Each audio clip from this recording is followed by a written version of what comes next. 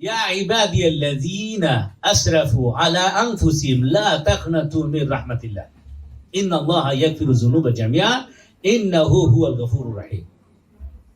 It is chapter number 39, verse number 53. Allah is saying, if I just tell you the simple translation, say, O Muhammad sallallahu alaihi wasallam, O my servants, who have transgressed, crossed the limit.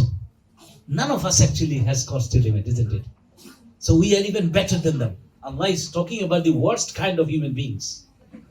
Worst kind of human beings. Oh my servants, oh my slaves, who have transgressed against themselves, who have crossed the limit, the sins that they have done, so much so, they have crossed the limit. Maybe killed 10 people. Did zina, that adultery with 10 girls. Na'udhu billah. Yeah? And so many other things. Yeah? Allah is talking about those who have transgressed. That, oh my slaves, who have transgressed against themselves by sinning, do not despair of the mercy of Allah. La taqnatu min rahmatillah. And then Allah is saying, Inna Allah yaghfiru dhunuba jami'a. Verily. So Allah, actually what Allah does, Allah gives a statement first. This is one of the beautiful styles of Allah's writing in Quran. Yeah, Allah gives a statement.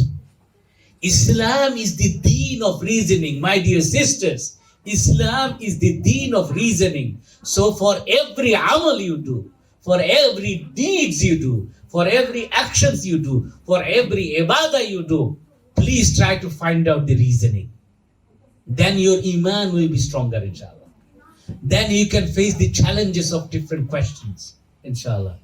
Then, awkward questions wouldn't confuse you from practicing Islam, inshallah. So Allah is doing this, that Inna Allah yaghfiru dhunuba jami'a. Why Allah is saying that? Why should you not despair of the mercy of Allah?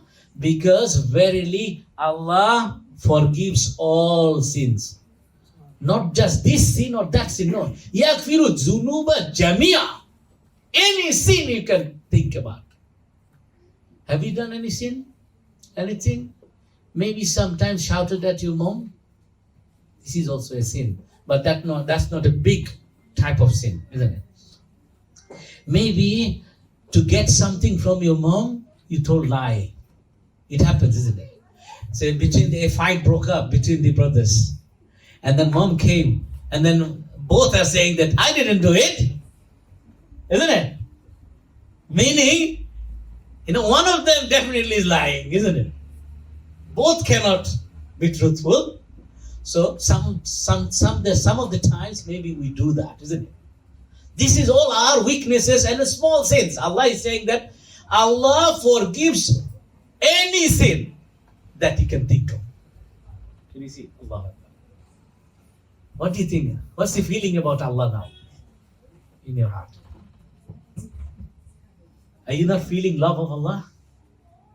He's so forgiving. Have you not got a little bit more hope now? That whatever, some youth, I work with the youth.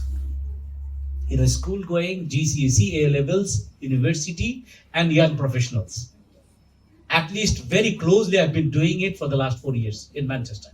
Yeah, I see that, some boys, even girls, some young professionals, they get very quickly hopeless about Allah. Oh, I have done so much sin. I was drug addicted. Yeah? There is a huge problem of drug, isn't it? In our community. Don't think that you are living in heaven. Are we living in heaven? We are living in this dunya where all the shortcomings are there. All the difficulties and challenges are there. We are living in such a community that there are good people, there are bad people. The moment your son or daughter put a step outside of your house, the predators are there.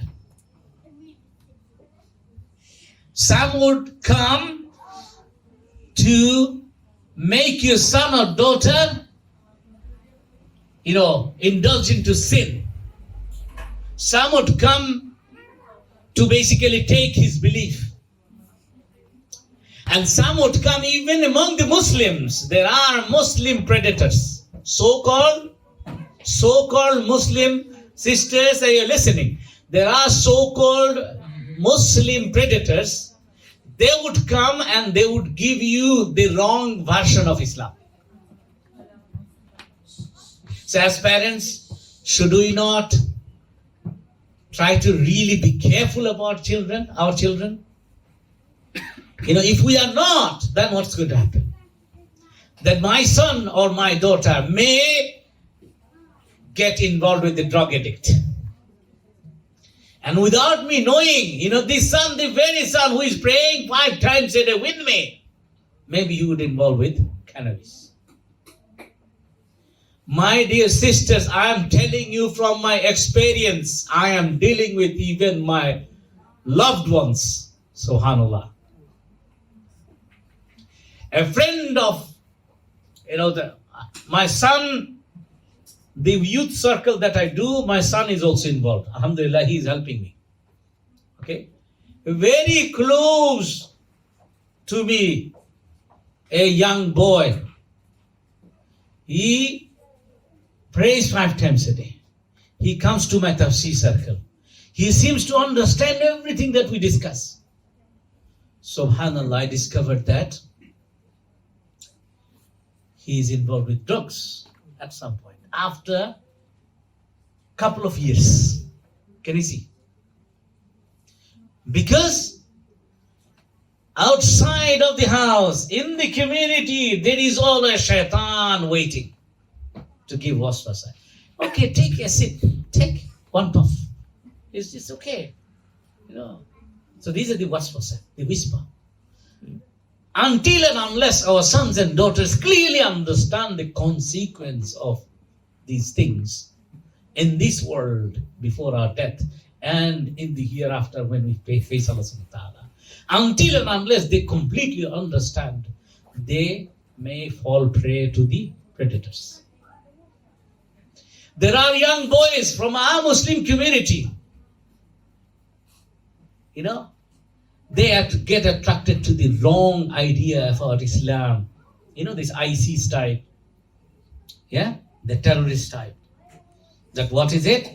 Anybody who is not Muslim, we should kill them, na'uzubillah. Isn't it? They are infidels. And then they would quote verses from Quran, not complete verses. Part of it, not the other part. The part which fits with their idea. So now, if my son doesn't understand it clearly, what will happen? He'll get confused. Particularly, those of us, as I said, those of us, have to engage with the people of other community or people of other faith. And the third is, people from within our community having perverted idea about Islam. 3 categories I said, isn't it?